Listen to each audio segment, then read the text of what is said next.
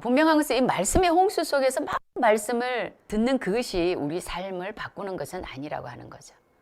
현대인들은 너무나 많은 말씀의 홍수로 인해서 역으로 정작 우리 안에 계시는 이 생수 되시는 성령님은 잊어버리고 살아가고 있습니다. 바깥에서 귀로 들려오는 수많은 메시지들 때문에 내면에 계시는 성령님의 소리에는 귀를 기울이지 않는 것이 이 현대 그리스도인들이라고 하는 거죠. 성령님의 소리에 귀를 기울이지 않습니다. 그분을 의식하지도 않아요.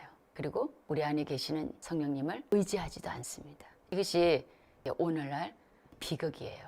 그렇다면 이 우리 삶을 바꾸는 것이 무엇일까요? 주님께서는 이 수가성 여인에게 너의 삶을 고쳐라, 너의 삶을 바꿔라 이렇게 고면하지 않으셨어요. 너의 문제는 이것이다 이렇게 말씀하지 않으셨어요. 그 대신 예수님께서 이 여인에게 성령을 구하라 이렇게 말씀하셨습니다. 성령을 구하라. 왜요? 성령이 역사하셔야, 성령 하나님이 역사하셔야 삶이 달라지기 때문에 그렇습니다. 많은 말씀을 귀로 들어도 그 말씀을 가지고 진리의 영이 역사하시지 않으면 그냥 지나가는 소리예요. 그냥 지나가는 소리가 되는 거예요. 그래서 성령이 오셔야 그 말씀이 우리를 변화시킬 수 있는 것이죠.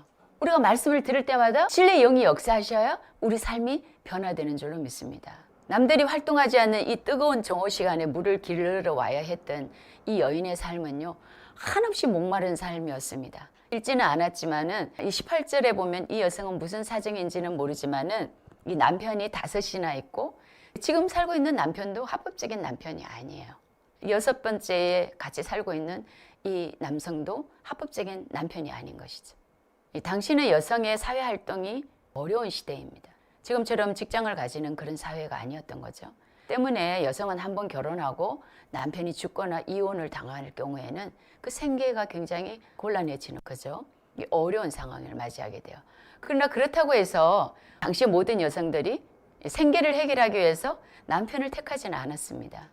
5명의 과거의 남편이 있었고 이 합법적인 혼인관계가 아닌 또 다른 남편이 있었다는 것을 추측해 볼 때 이 여인은 인생의 행복에 대한 이 목마름을 남편이라는 존재를 통해서 얻고자 했던 여인이 아닌가 우리가 이것을 추측해 볼 수가 있어요. 오늘날 현대인들은 이 수가성 여인과 같다는 생각이 들어요. 여기에는 기독교인들도 포함이 됩니다. 어떤 것에서 인생의 만족을 찾으려고 해요. 2021년에 미국의 여론조사기관인 퓨 리서치 센터에서 한국을 포함한 17개 선진국의 성인 1만 9천 명을 상대로 이 삶의 의미, 삶의 행복의 기준, 삶의 가치 이런 질문을 물었습니다. 그랬을 때 우리나라를 보면 우리나라 1위가 뭐냐면은 물질이에요. 돈이에요. 돈이 삶의 행복을 결정한다. 삶의 가치를 결정한다. 삶의 의미를 결정한다. 그런 대답을 했다고 합니다. 그리고 2번째는 건강이고요. 3번째는 가족이고 또 4번째는 명예고. 현대인들은 이런 것들이 현대인들의 목마름을 해결해 줄 수 있을 것이라고 생각해요. 현대인들의 삶을 행복하게 해주고 또 현대인들의 어떤 삶을 가치 있게 만들어주고 삶을 의미 있게 만들어줄 것이라고 그렇게 생각하는 것이죠. 세상의 모든 지혜와 부귀와 영화를 다 가졌던 솔로몬은 전도서 1장을 기록하면서 헛되고 헛되며 헛되고 헛되니 모든 것이 헛되도다 라고 그렇게 고백했습니다. 인생의 만족을 찾아서 모든 것을 다 해보았지만 인생의 만족을 찾을 수가 없더라는 거예요. 인생의 만족을 찾아서 세상의 모든 것을 다 해봤는데 어디에 만족이 있을까 하고 실험적으로 의도적으로 모든 것을 다 해보았다는 거예요. 그런데 인생의 만족을 찾을 수 없더라 그렇게 고백하고 있습니다.